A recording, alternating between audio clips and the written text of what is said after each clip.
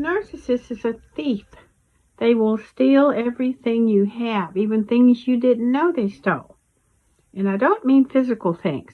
They steal your time, your resources, your interest, your curiosity, your ambition, your exuberance, your exhilaration, your interest in crafts and hobbies, your time to pursue personal creativity.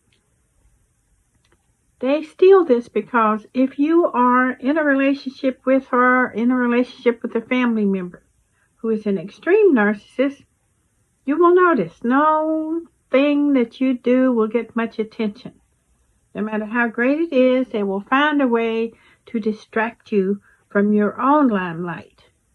You can say, I did this or I did that, or I want to do this or do that. They will not allow you to enjoy that moment. They won't allow you to enjoy the emotional rewards of that moment. They will keep you over time from even wanting to call them and share with them what's happening in your life, because you know it will be met with a dampening. A thief will steal your energy like a vampire. And in a climate in which everything centers around the narcissistic's ambitions, goals, attitudes, and yours don't matter, you're trained not to think of your own. You don't wake up in the morning excited like you used to, anxious to do something new like you used to. And if you're a family member, you don't call them first, because for some reason you know not to call them and share the information, because they don't want to hear it. They steal these things over time, and as the years go by, the person you would have been, could have been, and wanted to be has been stolen. Now think of this in terms of childhood. Now, if this happens to a grown-up, fully developed grown-up who already has a developed, fulfilling personality, what do you think it does to the children who sit in these climates, being deprived of who they could have been and want to be, and deprived of doing the things with excitement, deprived of curiosity, of even wanting to know about other people because they've been trained that you don't do this? In the next video, we will discuss children and curiosity. We are born curious creatures because we know nothing. So everything about us is new, whether it's a puppy, kitten, or a human being. And if this curiosity is fed, rewarded, this person, this child will grow to value their own ideas and their own emotions and their own expectations. All of this will create associative learning connections and emotional connections. They will experience a full range of nuanced emotions. Failure and disappointment from a broken toy becomes simply that, instead of shut up, I'm busy, don't cry. The excitement of doing something simple and new becomes, oh, look what I did, instead of, oh, you better be quiet, so-and-so's in the house. The dampening of curiosity becomes a conditioned response, so that in the survival mode that people who live with extremely pathologically selfish people, the survival mode eats up the energy so that you do not create and think in an exciting way. Children do not become anxious to find out about each other and what they're doing because they've been trained not to do this. This is something I've noticed with families who were raised in narcissistic climates. If the generation, the mother, the father, were all non-curious people because that curiosity was quelched, when you talk to them, their range of subject matter is very limited.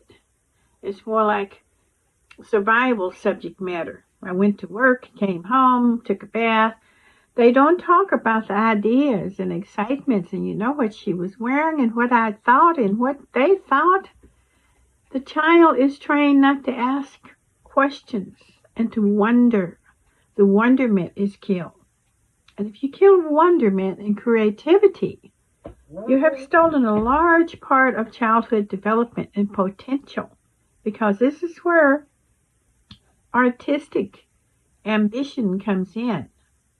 This is where emotional creativity comes in. If you kill it, you have stolen this from their childhood. It's hard to get that back. A self-aware narcissist who's willing to share will tell you that they hate to see other people happy. If they did not enjoy their childhood, they hate to see children enjoying theirs. And that's a sad reality if you're raising children with a narcissist, because they're going to be envious of the time you spend with children, especially when they reach a certain age. They're going to be envious of the bond that a healthy parent has with the child, the freedom, the excitement, the wonderment they may see. If they did not have it, they will despise it in their own child. They will find a way to shut it down. Sadly, I've seen this happen. They will shut down creativity by belittling, trivializing, and outright psychological abuse. So this child is no longer the child they would have been, because the narcissist cannot stand growth and health and the things that he did not enjoy or she did not enjoy. They do not want to see in their own children. So if you are with a narcissistic parent, you've had children with this parent, be aware, watch carefully, because your child's future may be threatened. In romantic relationships, when you first meet a narcissist, they will be everything and everybody that you would want them to be. They will sound and believe and pretend to have all the same values that you have. They will say that they want children when they don't. They will say that they want you to work when they don't. They will say that they want to do this or that they like this or that. They will take full interest in you when you first meet them. They're perfect for you.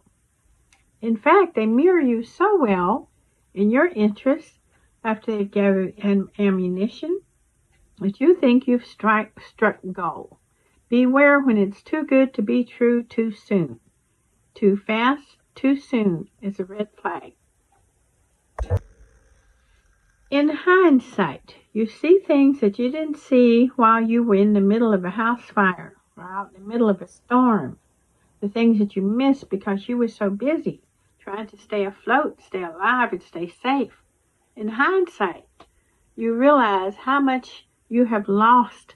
And in the healing after leaving narcissistic people, extremely selfish narcissistic people, whether they be family members or romantic interests, in hindsight, you begin to see that you were a lonely soul, isolated within yourself, keeping your secrets because you could not share freely, being afraid to reach out.